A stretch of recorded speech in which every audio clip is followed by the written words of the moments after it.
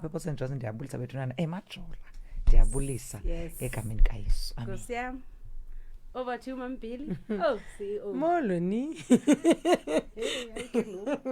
Ndiyabulisa bethunana kumakhaya onke kwindawo zonke abantu abajije eliqhosha baphulaphula iingwane FM sithe inkosi kakhulu United Saints Ministries kubeka namhlanje xa simenyiwe sibe khona sibe simanyelwe nezo zindlebe zakho kuba senivile ke ndungasanda ke wakwaBhili I hope ke sawuphathisana kakuhle ke as usual. Sinikele ke kubhuti wethu ke uBhutzweli. Molweni emakhaya kwingane FM kwezo ndawo niphulaphuleni kuzo igama lami ndinguzwelethu lo kuthiwe nguBhutzweli. Amen. Amen. Manibulele kakhulu ke kwindwendwe zami ke sanibulisile baphulaphuli bami emakhaya. Ngoku before siye kuyo yonke enye into ndizawuthanda bani siqale sivuleni ngomthandazo njengokubana ke nisazi ba ndiyakholwa ngumthandazo noma seniqaphela lonto njalo ba phakathi kwezinto endizithandayo noma seniniqayile ba umthandazo lo ndiyawuthanda kungokuba inyaniso kubana ndiyaphila kuwo umthandazo. Sizawunikela ke kumama uBhila sivulele ngomthandazo. Over to you mama wami. Ndicela ke siциmeleni ke abacimelayo xa kuthandazo.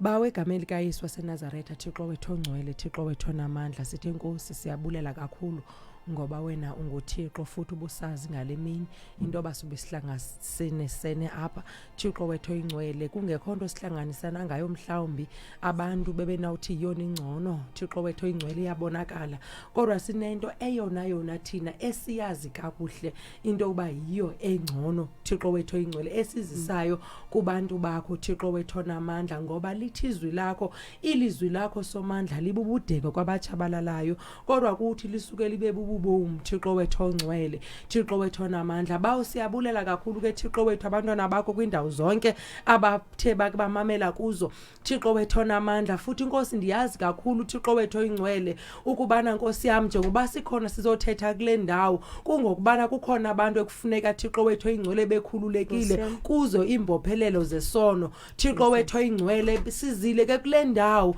engekuba Thixo wethu sizisa thina sizoveza ubuthina bethu kodwa Thixo wethu onamandla sizokuveza ilizwi nje ngokuba linjalo Thixo wethu onamandla Thixo ngoba ngumyalelo esiunikezwe nguwo futhi wasithuma Thixo wethu oyingcwele Thixo wethu onamandla yiyo lonto singazufike sixela indaba zethu Thixo wethu oyingcwele sizawufike sithi uthe wena elizwini lakho sincedwa ngumoya ingcwele ngoba sithunywe nguye Thixo wethu onamandla Thixo wethu othandekayo bawo siyabulela kakhulu ngoba selunathi futhi soyigqibile le service thina singekayiqali soyigqibile le show sithe inkosi kakhulu ke tata wethu egameni likaYesu waseNazaretha amen amen. Masibulele kakhulu ke pha kumama wethu esasivulele ngomthandazo. As usual ke bethunani ndinani apha diniphathele ama-Efese la siqhubeka nawo and eza notata umnukwa from United Saints Ministries njengoba nisazi ke njengoba siqhubeka ke nesazi mosibasuka ku chapter 2 chapter 1 gqiba utata umnukwa ni phone ukhomenta okanye niphawula into nihlala ukuyiphawula ngokubhekisela kwintshumayelo nibuze lonto nifuna ukuyibuza ngokubhekisela kwintshumayelo lo nto umuntu angaqonda ngayo kufumana nobana mhlawumbe umuntu ufuna ukuqonda ngosindiso gabala liba kwenzeka ntoni ithini into lo question unayo uthi ngokubhekisela usindisweni noba mhlawumbe ngulo muntu uqonda bana unalomthwalo unawo ingathi ungacela bana uthandaziswe you are free to do so okanye uvumelekile ubana uyenze lonto injalo bana ufone bethunani nale ngxaki kanje nakanje so ndicela imithandazo uThixo andincede kule ngxaki ndikuyo ndzanikeza numbers ke bakhona bakhalazileyo kubana ke ba fast kakhulu kandiyibiza le number so ndizawuzama ke ukuyibiza kancinci because ke ndinalanti ikhalwesa ukandithethe so ndicela ndinixole ke ngaloo ndawo but ke ndiyavuya ke abaye baningqala kuba hey uyayikhaleza le number asiyiva mandiyibize ke ngule number ngu083 ngu66 34 516 083 663 4516 083 663 4516 okanye 076 53 66 797 076 53 66 797 kwezi numbers ke wonto esiyenzayo sidropa i-SMSs okwangoku utata umnuko zabe qhubeka nentshumayelo thereafter siza ukufowuna ke ngoku singene entshumayelweni baphulaphuli bami emakhaya ke bethunani bendinibulisile mosi nogqiba ongena ngoku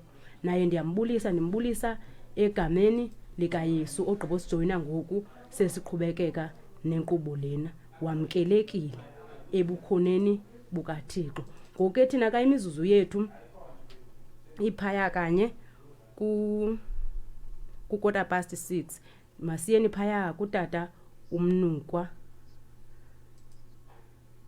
sorry kangiphula thina nto yam masiyeni phaya kutata umnukwa sithe kuma Efese chapter 3 ne siqala uverse 13 masiyeni ke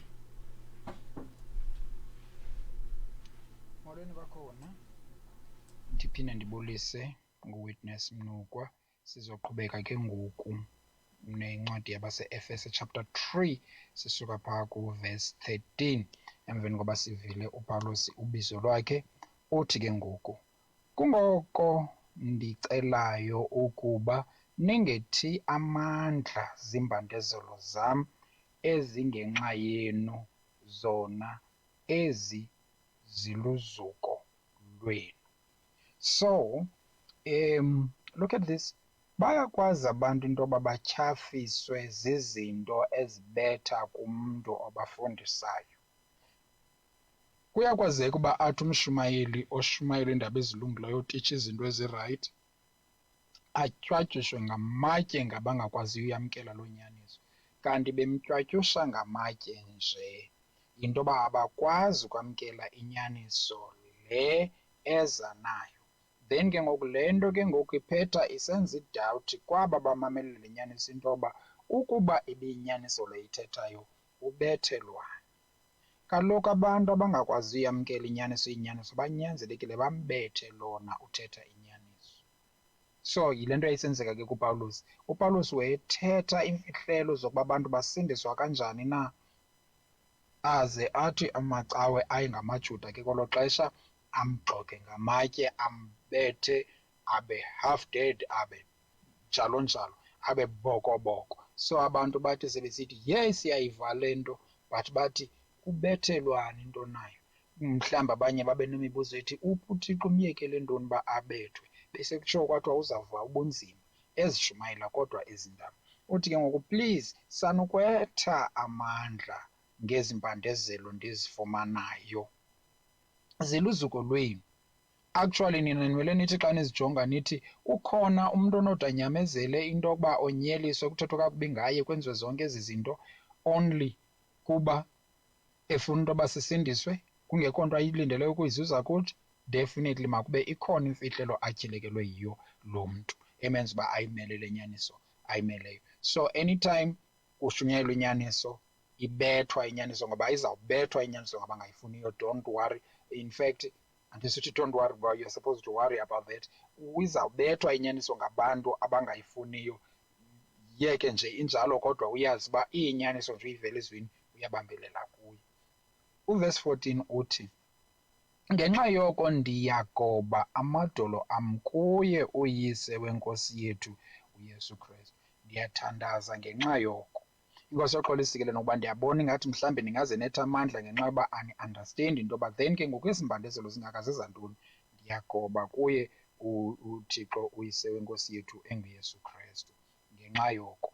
And ndiyathandaza ngumntu omele inyaniso isuka kubantu abangafunaniyo nenyaniso. Mamelani bazalwane, umntu ongayifuniyo inyaniso akoneli nje ungayifuni athi ugqiba azithulele azihlalele kungayifunini kwakhe.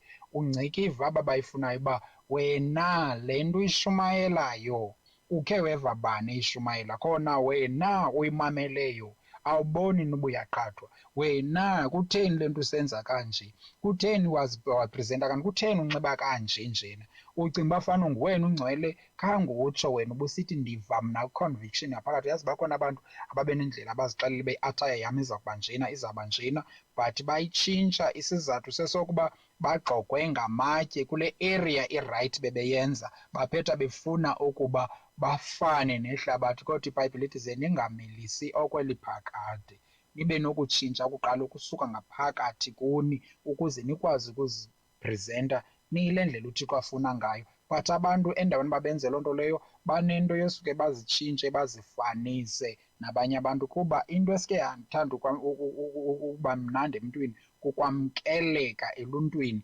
kunokwamkeleka kuThixo. Inkosi yoxolo isikelele. Ngoku ke ngoku ufika bethetha ubulumko, hayi le nto lena ayithethi nto, le nto ayinangxaki kum, andiboni into mna, andithi ngoba ndiye ndanxiba kanje, ndenza iinwele zam zanje, ndazenza kanje, ndacheba iikhathi ezithi, ayonto ithetha ukuba leyo. But yonke le nto ubukade ungayenzi uyenziswa kuba ufumene ifuthe labantu abayenzayo bekubuza uba wena utheni ungayenzi njena.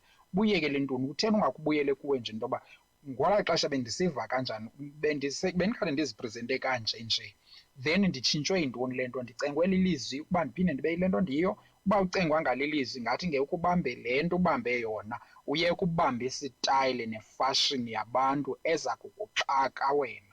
Phofu seyibaxakile nabo beyijobhela kuwe njeni, it's because nabo ibaxakile esi style nale fashion bahamba ngayo, but ke ngoku abafuni into bahambe ngayo bodwa. Khawubambe le nto uyibambileyo mzalwane ngezi ntsuku zokugqibela, uhambe ngayo beyiva bengayiva abantu uba wena uconvinced ukuba this is what you should be doing, do it. Ngoba kaloku le nto ifuna nguThixo leyo, awuzuthi ungaxokwa ngenxa yokwenza ngendlela ethile abantu abangacingi uba bekumele uba kwenziwa ngayo.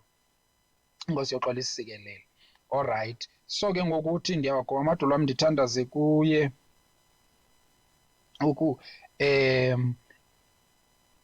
uthini, ngenxa yoko ndiyawagoba amadolo am kuye uyise wenkosi yethu uYesu Kristu, verse 14, ebizwa ngayo yonke imizalwane esemazulwini nasemhlabeni, verse 15, ukuba aninike ngokobutyebi bozuko lwakhe ukomelezwa ngamandla ngaye umoya oyingcwele. So ukomelezwa ngamandla kudiphenda ekuthini, ebukhweni bukamoya oyingcwele ngaphakathi kuthi, ebukhoneni bukamoya oyingcwele ngaphakathi kuthi.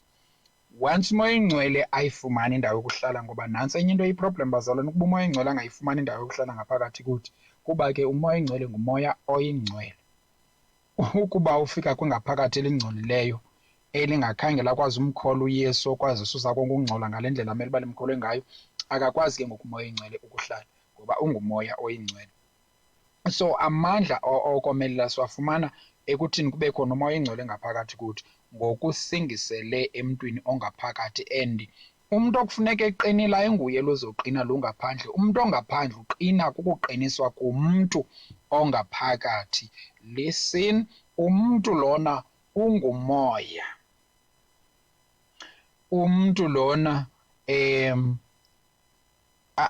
abe nengcingana, that is inhliziyo, awugqiba kwakhe kuphinde kube khona inyama. Umoya phaa kuye ngaphakathi yile nto yalamkela ngothakazelelo lizwi yasindiswa kuqala. Then ke ngoku kube khona le part kuthiwa intliziyo, ingqiqo lena.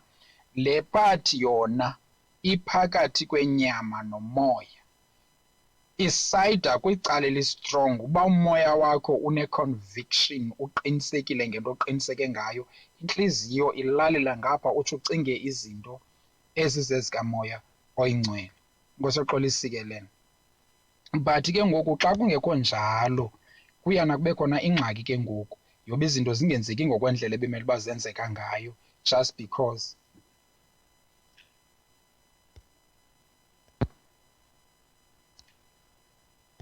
so izinto ke ziyana zingenzeki ngendlela ebekumele uba zenzeka ngayo, just because umphefumlo lo wakho, that is umphefumlo wakho ulelele kwicala lenyama. So uba ke ngoku inhliziyo yakho yafuna ukufavorisha icala lenyama, then izinto azenzeki ngale ndlela bemele uba zenzeka. Kanti xa ungqinelana nomoya lona wakho, ngoba umoya wakho ngulo ufuna ukhonza uThixo, then ke ngoku zenza izinto ngale ndlela iBhayibhile ithi zenze ngayo. So that is why isithi ukuba aninike ngokobutyebi bozuko lwakhe ukomelezwa ngamandla ngaye umoya wakhe ngokusingisele emntwini ongaphakathi, that is umoya lona wakho, ukuba uKristu ahlale ngalo ukholo entliziyweni ezintliziyweni zenu, nendele nisekelwe eluthandweni. So uKristu uhlala kuthi ngokholo. uKristu uhlala kuthi ngokholo. Apha entliziyweni uhlala kuthi ngokholo.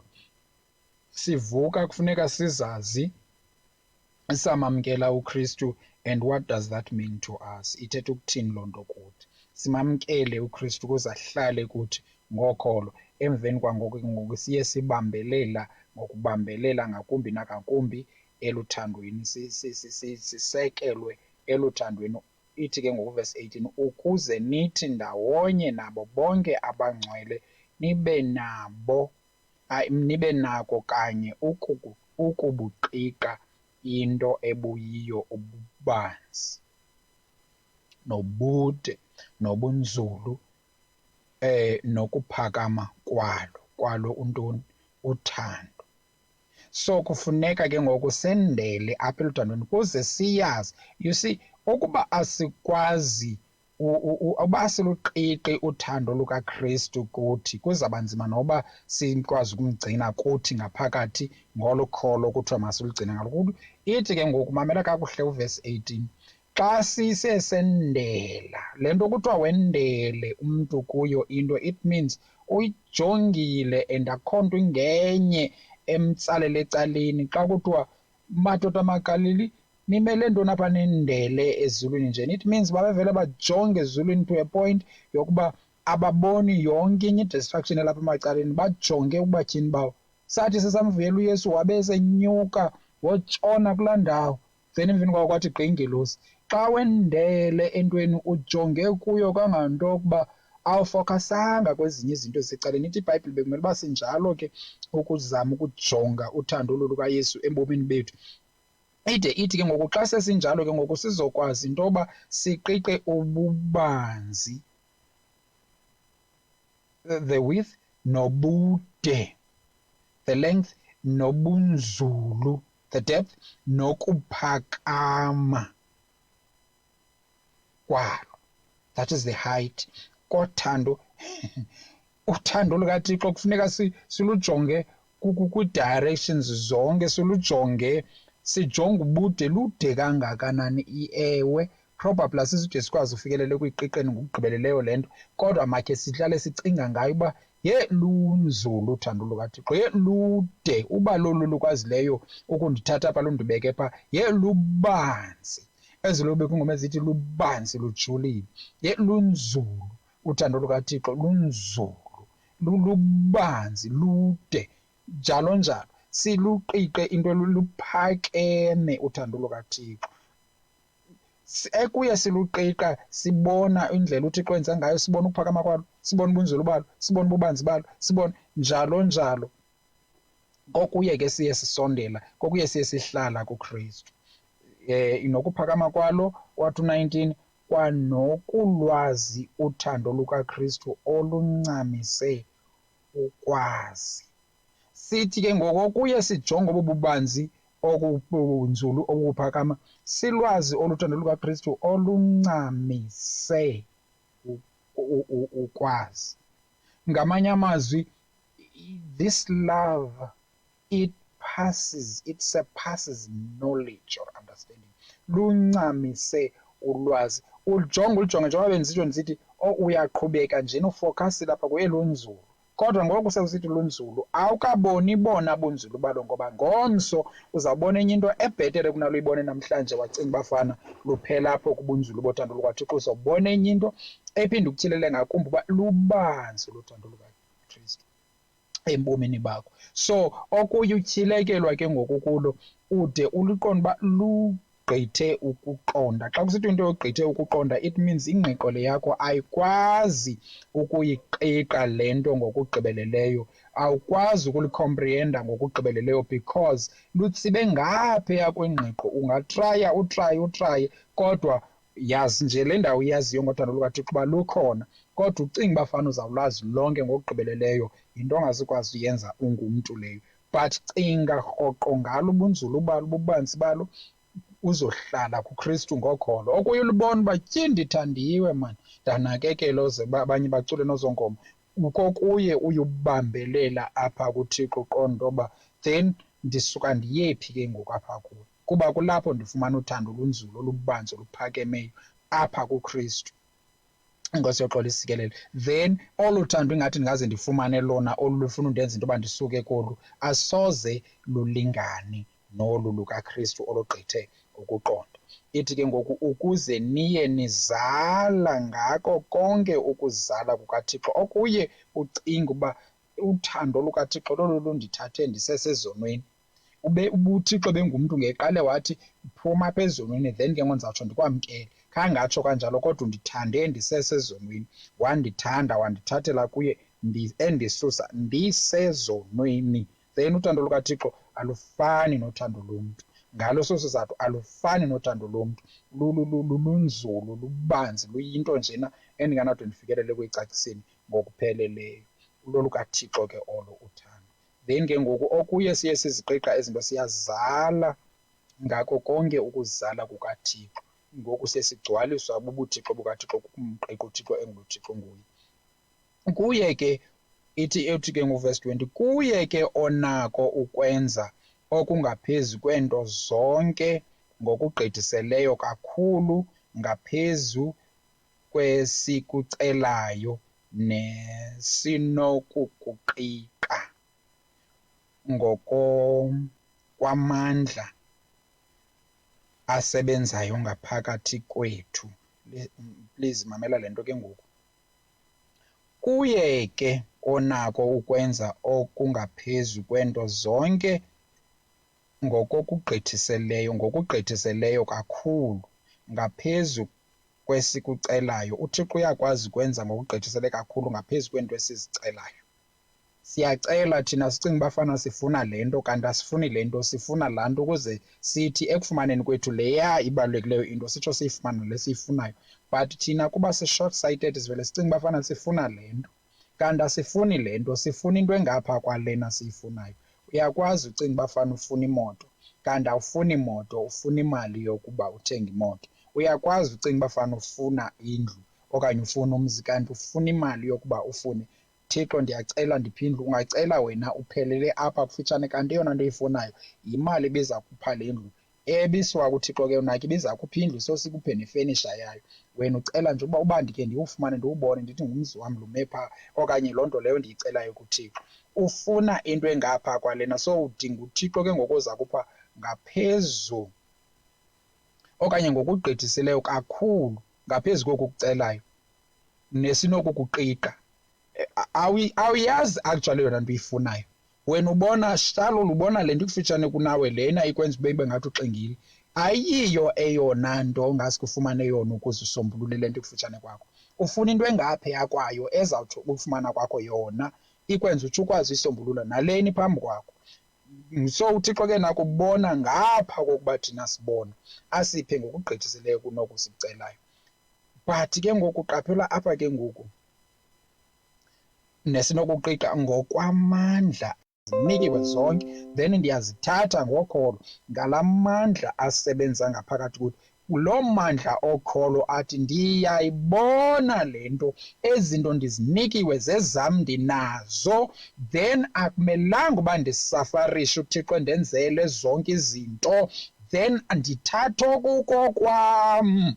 Ngoba kokwam sekunikeziwe ngoba balo, then ngokholo lwam ndiyakuthatha. Ithi iBhayibhile ke ngoku uThixo usebenzisa loo mandla la ukuze asinike ngokugqithisileyo koku sicelayo. But look, jonga le nto, kufuneka kuqala siqale siqiqe le nto sesinayo sisukele kuyo, then ke ngoku siyakwazi ke ngokufumana nale besingakange sazazi uba kanti ixesha lonke nantsi le nto siyifunayo. Nkosi yami lemnandi ilizwi likaThixo. Now so usinika ngokwamandla asebenza ngaphakathi kwethu.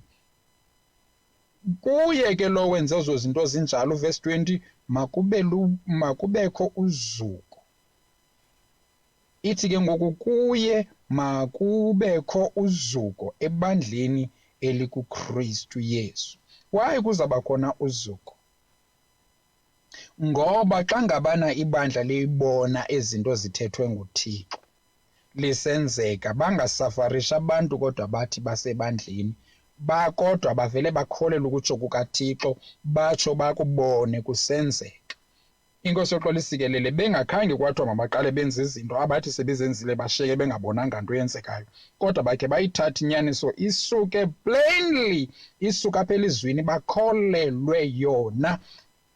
Ndinobungqina obuninzi abantu abazivileyo izinto abazikholelwa bakubonile ubomi babo butshintsha. Inkosi yoxolo isikelele. So ngeke ulikholelwe ilizwi likaThixo uthi ndifuna ndive ilizwi eli ke ngoku ke ndiziyeke ezinye izinto ezithethwa ngabanye abantu. Ndive ilizwi eluba lithini lona. Uzawuthi omnye umntu ungomnye umntu nje nawe ngoba nawe uyathetha. But ke ngoku ndithetha uverse by verse kwenzeka uba le nto uyivayo uzuthi naxa uvele wathi ndizawufunda iBhayibhile leyo uve kwa le nto inye because lelizwi. Kuye makubekho uzuko ebandleni elikuKristu Yesu, kuse kuzo zonke izizukulwane zalo iphakade lasemaphakadeni. Then ke ngoku uThixo yazukiseka once kuqale abantu bakhe bafumane izinto zakhe just because baphile ngokholo bamazi uba unguloThixo athe unguye elizwini lakhe, uyazukiseka uThixo yiloo nto. Because wonke umuntu akaphakamisi nto. If uyazazi umuntu uba ukuze ndiyifumane le nto ndiwufumane lo msebenzi ndiwufumene kuba ndive ilizwi lisithi ndasikelela, therefore mandiyeke ukumane ndicela uba uyawuthi uze kuvuleka imisebenzi yam ndiqale ndiyofaka imali empokothweni yomntu othile okanye ndiyokwenza into ethile. No, uThixo undisikelele. Then ndithe emveni kwaloo nto leyo ukukholelwa loo nto tyhini ndazibona izinto zivuleka futhi kuba khona uxolo entliziyweni yam. Ndabona ndifumana impiliso, ndabona ndifumana umsebenzi, ndifumana yonke into. Khange ndishunyezwe ilizwi elithi ndinazo izinto, ndakholelwa olo lizwi. Then ndabona ke ngoku ezi zinto zimaterial zisenzeka ebomini bam. Lo mntu definitely uzawuzukisa uThixo, akazuzukisa enye into engenye.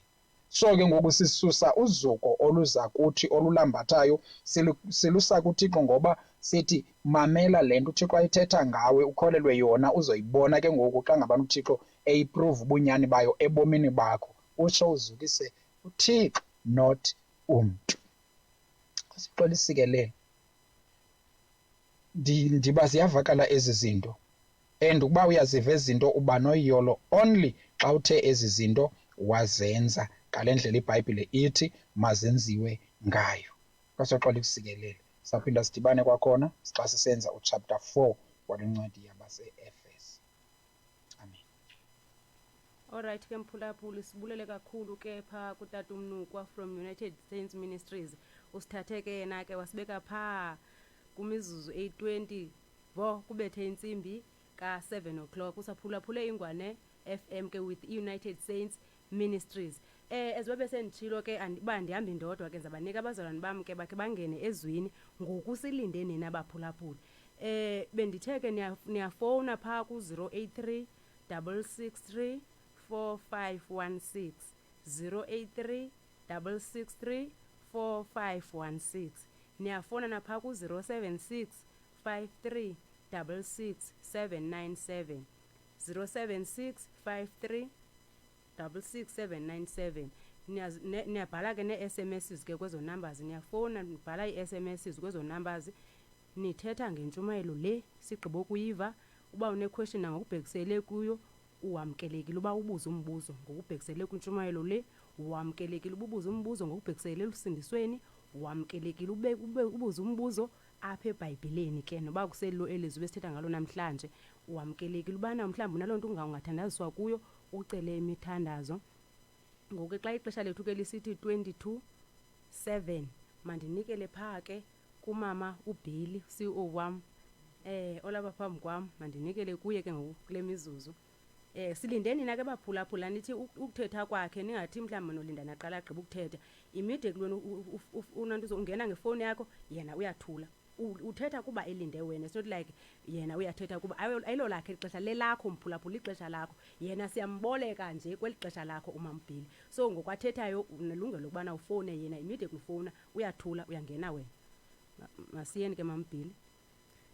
Ndiphinda ke ndiyabulisa ke kubaphulaphule kwindawo ke abaphulepheleyo bekuzo ke Ingwane FM. Amen. Apha sigqibo mamela ke utata umnuko apho ke sithetha ngekuqondwa kwendaba ezilungileyo. Apha kuthethwa mphulaphuli about izinto ezisingisele kwezi zinto thina sidibana nazo imihla ngemihla. Izinto ezenzeka ebomini bethu nothing new but into entsha yindlela ke ngokuThixo ayithethanga esiqondisa lento thina ebesicinga fana bathina siyayazi to show into bana always we need Holy Spirit to reveal ezi zinto thina ngokunokuthi benocinga fana bathina siyakwazi ukuzibona.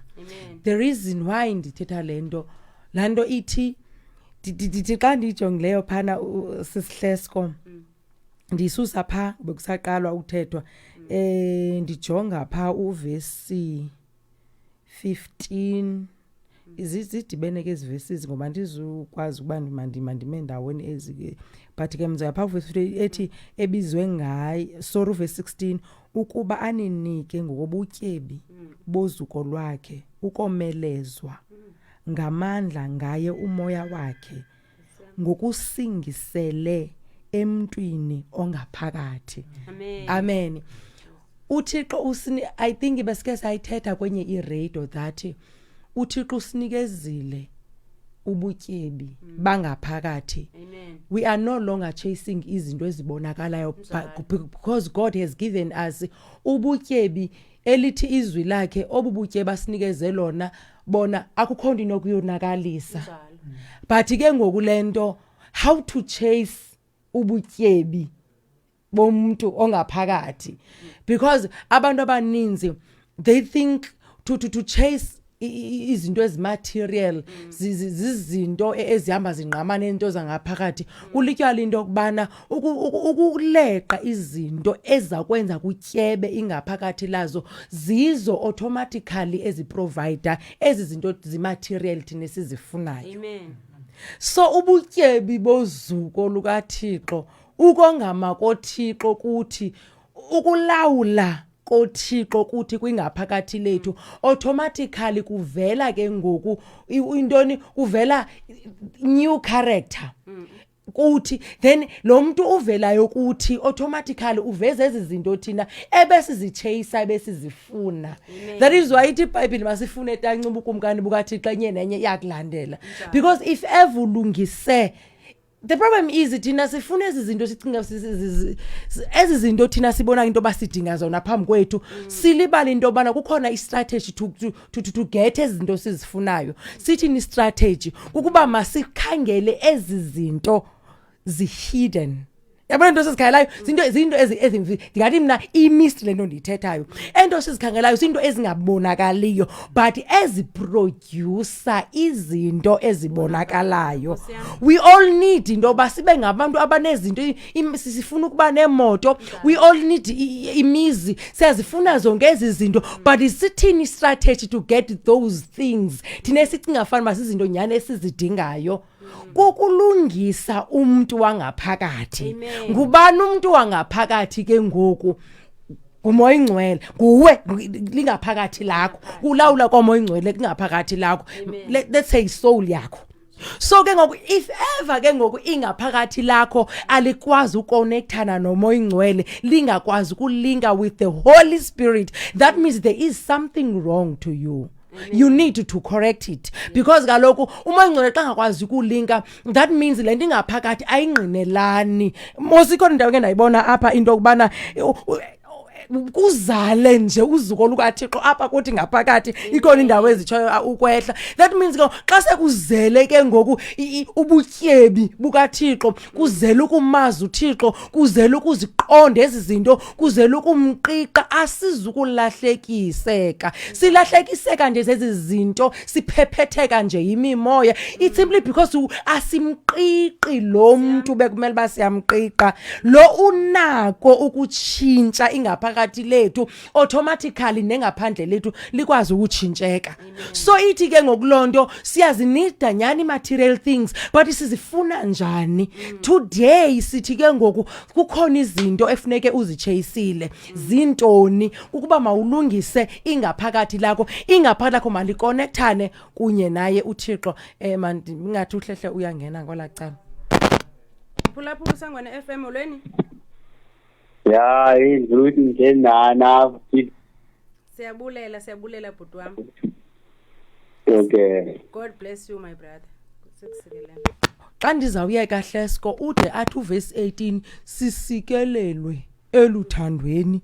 Ithi mandifunde, ithi nisikelele eluthandweni ukuze nithi ndawonye nabo bonke abangcwele nibe nako ukubuqiqa into obuyiyo, ububanzi nobude nobunzulu nokuphakama kwalo, kwanokulwazi uthando lukaThixo oluncamisileyo. Iqomba apha sikathi into akwaJoba sisikelelwe ngemoto.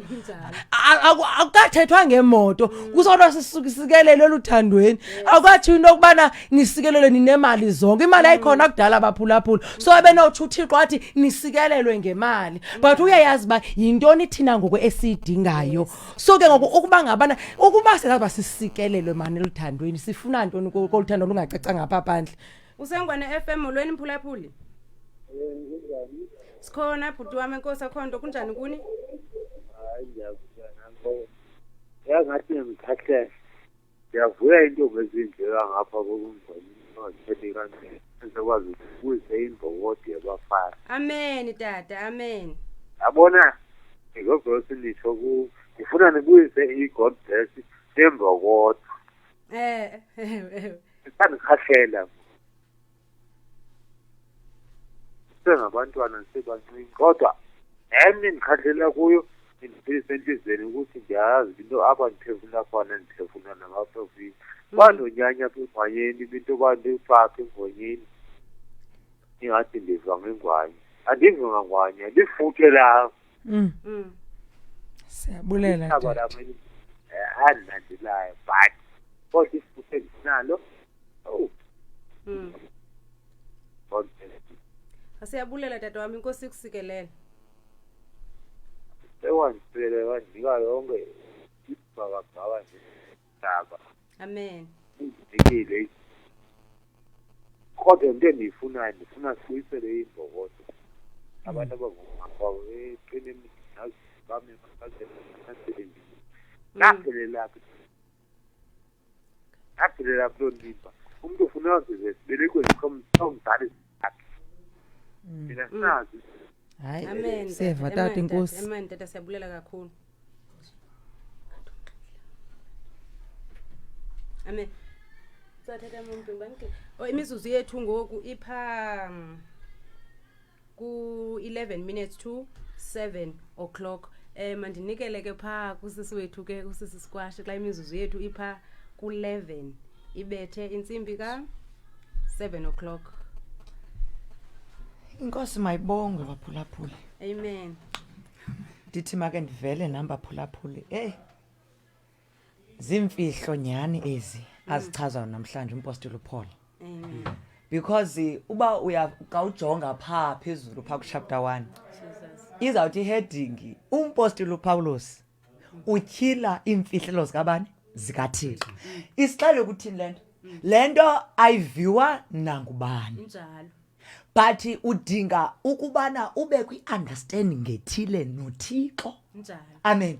Ukuya ke ngokulento bangubhile beke wayichaphazela bethi nani umoya oyingcwele. Omnye umuntu angathi njengoba kuthelwa ngomoya oyingcwele ithini ibali kamoya oyingcwele. Mamelani nothaba baphulaphula. Umoya oyingcwele ngexesha usamkela uYesu uyangena enhlizweni.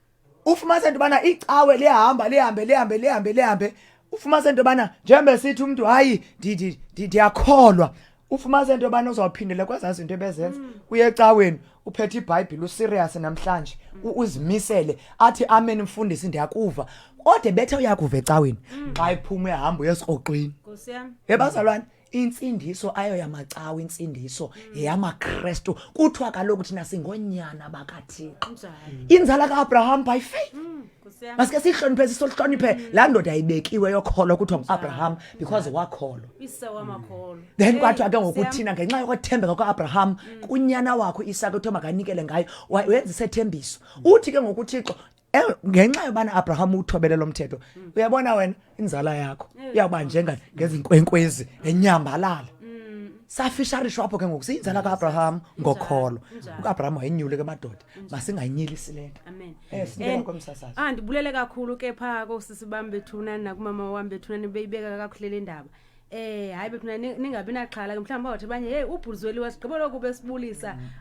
Sizawuba naye abasisi bayahamba uBhuzweli uhlala lapha eMthatha bahlala lapha eMthatha. So ngenxa yexesha ke namhlanje anizukumva uBhuzweli kodwa ke ngenye imini niza kumva la ningabi naxhala nizawumva ngenye imini.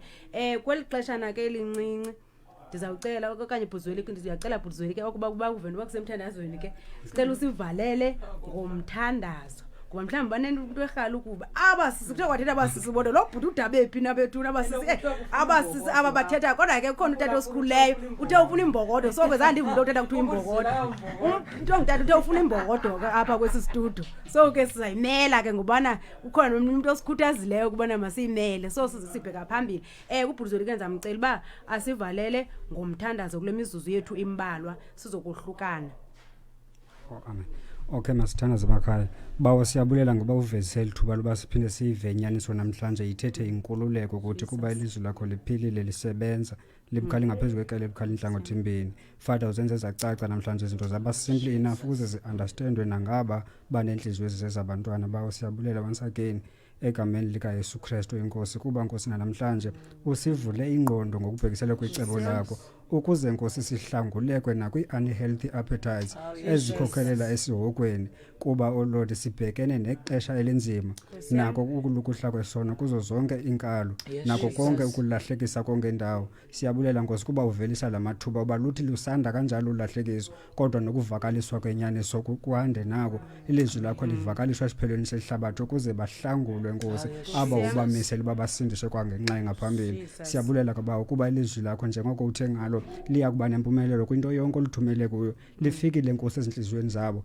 labahlangula laba bazisa nkosi icebo lakho kwangalo ibandla ukuba nkosi ayikukuba abantu basukelane nozuko lambathayo into othengayo nkosi ngamampunge ukulandela nkosi iappetite zethu ezingeke zaba satisfied kodwa nkosi wasibhekisa ingqondo zethu kwayona nto kufanele sibhekise kuyo ukuba sifune uthando lukaThixo ophindwa sixele ngalo nkosi uba lu unsearchable ukuze nkosi sigcwaliswe kokugcwalwa kwakhe uThixo usihlangula even nakulo appetite ingazo soze yona ibe satisfied sifune uthando lukaThixo sazi yona luba nkosi ngokuya silifuna sigcwaliswa kokugcwalwa kwakhe uThixo mayenzeke nkosi intando yakho ngokwelizwi lakho thengalo liphile lisebenza maliphile nasezimpilweni zethu nakubo bonke abathe baliva nkosi lwande nobaba lakho kubo livelise iziqhamo ezilungileyo ezinika uzuko kuye uThixo egameni lika Yesu Kristu amen. Amen. Sibulele kakhulu ke mphulaphuli wami ke phaya kuye ke uBhuzweli ke bethunane esithandazela kushathe yena wasibeka pha kumzuzu omnye vo kubethe insimbi yesixhenxe mandibulele kakhulu ke baphulaphuli bami emakhaya nisiphulaphule kwindawo ngendawo sibulele kakhulu ngexesha lenu elithena lidedicatele ukuthi nijiji iqhosha lethu lenu nilijijele ku 104.5 ukuze nimamele iUnited Saints Ministries inkosi inisikelele ndibulele kakhulu ke bethunani bobhuti bami bathe bangena bethunani bathi babanathi enqubeni wahlomula kubhuti nomnye ubhuti ohlomuleke kubana imbokodo hayi nangamsomo wethu ningadinwa bethunani kukuhlomula bethunani makuye ungenotata bodwa apha kuthiwe imbokodo ziphenye imbokodo ezimamela iradio mazingene imbokodo ezimamela iradio zisupport ezinye imbokodo bethunani mazingene kwangena ubhuti bodwa osisi nobhuti abaliva elinantuza ilizwi mabangena bosisi bethunani babulise noba ke umuntu ke ndiyazi banye abantu bashayine akukho lento bana mhlawumbe umnyakhaleza comment ezini just to say ndihlala nani bethunani ndiniphulaphule njengobana ndisekhaya papa yini ke baphulaphuli bam masibonaneni next Saturday ngelixesha nye 6 to 7 ndiyanithanda bethunani ndiyanithanda kakhulu. babayini.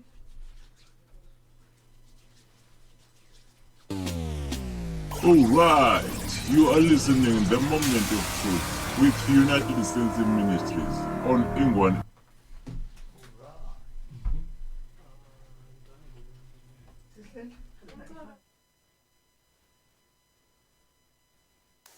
Wanengwane, FM. Sazoba light. Sibafaka umfutho. Wanengwane, FM. Sazoba light. Sibafaka umfutho.